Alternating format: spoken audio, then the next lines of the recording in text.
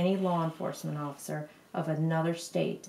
Very powerful words. Jaime Walter reads the words. No person charged with a capital murder of a law enforcement officer, She hopes will make the difference shall have his capital murder charge reduced or amended in any manner. in preventing another person from sitting where she is today. I don't want a family to go through this ever again. I know I can't change it for my husband, but I need to change it for other law enforcement officers. Clear the street. Clear the street. It'd be on these streets the night of May 26, 2017. We're going down Accommodation Street. Her husband, Virginia State Police Special Agent Mike Walter, would be shot while on patrol in Richmond. The father of 3 died hours later. You know, I told him that their daddy had been shot and that he had fought as hard as he could. Daddy didn't give up, but Daddy couldn't fight anymore.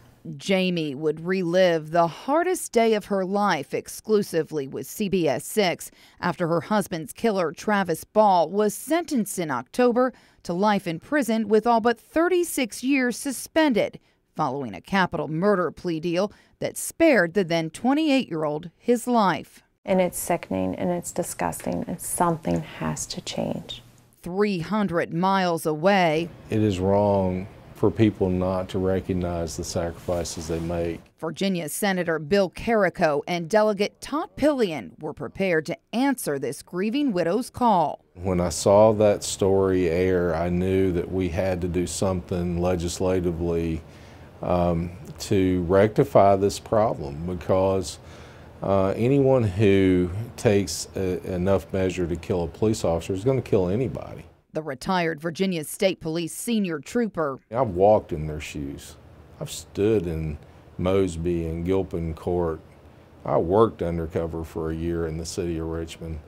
I know what it's like. Who patrolled the same streets as Mike Walter. This is my son. This is he's a member of the State Police Special Operation Team. And has a son who has taken the same oath to protect and serve. Has drafted legislation that would prohibit the reduction of a capital murder charge in cases where a law enforcement officer has been killed. It takes away prosecutorial discretion, demands the prosecutors to deliver justice. The bill would ensure the Commonwealth is committed to a capital offense once charged. If you are making a decision that you're going to kill police officers, we are not going to let you out of prison, or we're going to put you to death. I see multiple problems with this. Former prosecutor Todd Stone says this bill isn't the answer. That's not really an appropriate thing for the General Assembly to be doing, because only a prosecutor knows what their evidence establishes and what it can prove if they go to trial, and taking that discretion away from prosecutors makes the system less efficient, in my opinion. Commonwealth attorneys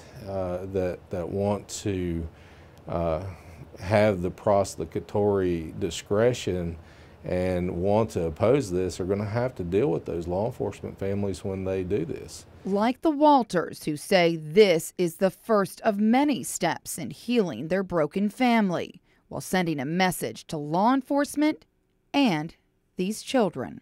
I think if they see this bill go through and they see these lawmakers on either side working to change these laws, to hold these people accountable, I think they'll have more faith in the world, more faith in the justice system. Faith, Jaime says, was lost the October day her children realized they will one day walk the same streets as their father's killer. I can feel Mike just pushing me along, grabbing my hand, saying, "Get up, go, you got to do this."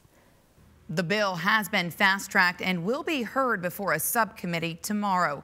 Jaime says she will be there prepared to testify along with other fallen officers' wives. Her ultimate goal is to make this a federal offense punishable by life or death if convicted. Working for you, Laura French, CBS 6 News.